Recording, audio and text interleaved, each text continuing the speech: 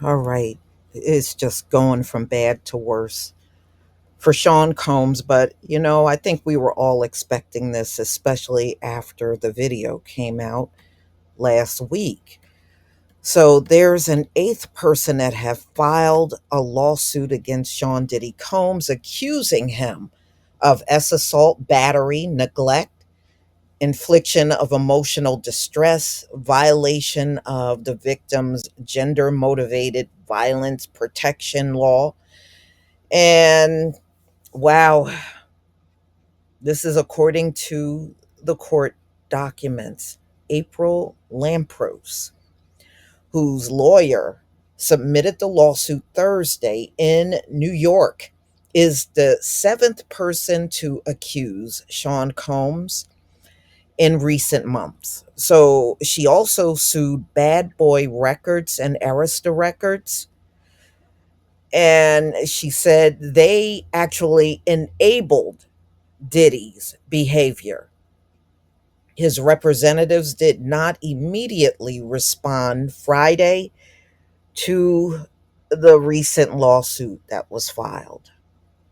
So, in her lawsuit, Lampros said she endured four terrifying encounters with Combs between the mid 90s and early 2000s. She was dissuaded from talking about her relationship with Combs because he did not want anyone to know he was seeing her because she was white. This is according to the lawsuit.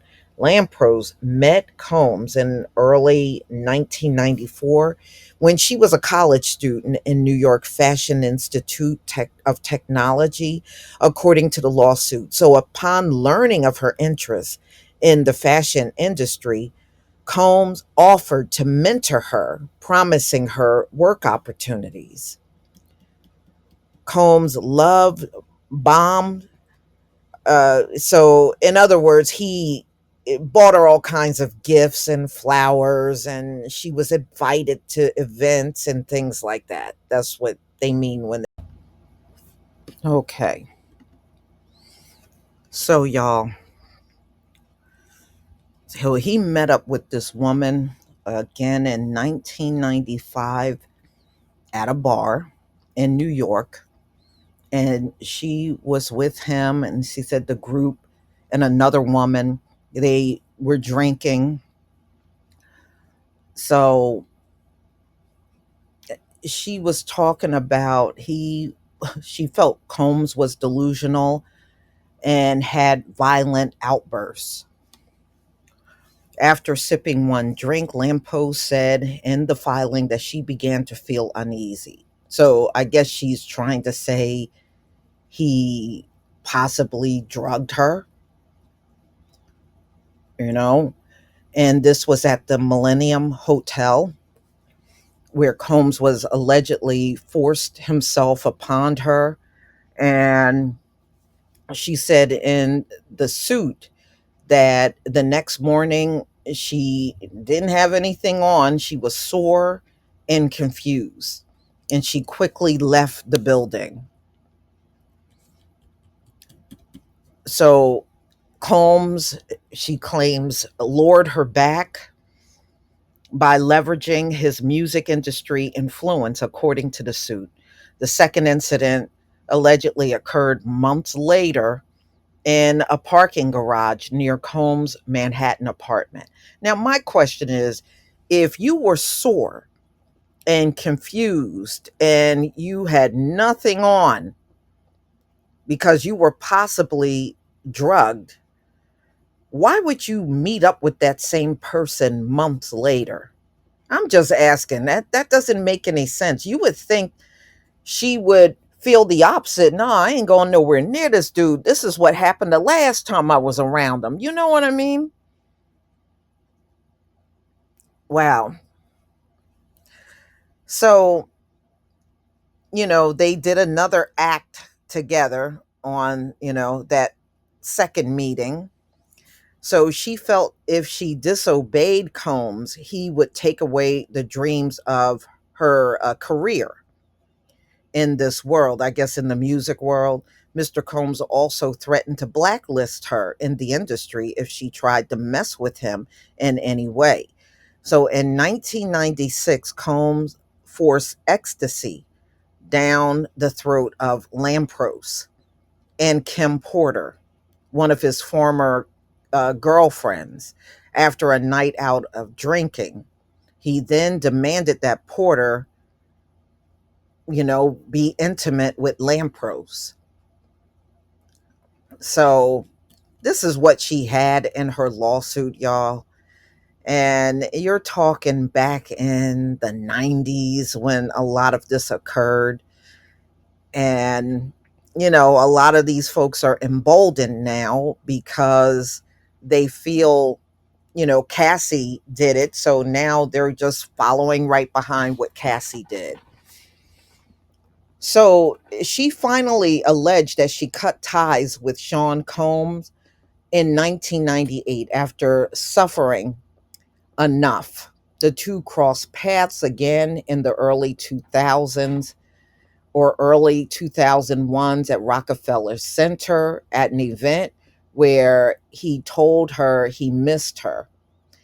At the same time, Combs was dating Jennifer Lopez.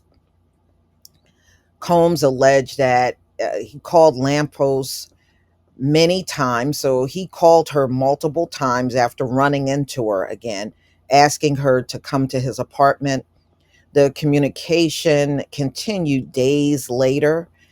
And this is according to the filing. Lampros reluctantly and regrettably inviting Combs to her apartment to hear what he had to say. At her apartment, Lampos said Combs apologized for his past behavior, then made advances towards her that she rejected out of nowhere. The lawsuit said he violently grabbed her and touched her against her will as she tried to fight him off in order for him to leave, speaking at volumes so the bodyguard posted outside the door would hear. I'm confident that justice will prevail and the veil will be removed so no other woman will have to endure what I did, Lampros told CNN in a statement Thursday. In the lawsuit filed earlier this week, former model Crystal McKinney also accused Combs really of the same thing, in addition to numerous assaults, accusations dating back decades. Combs is at the center of a federal inquiry.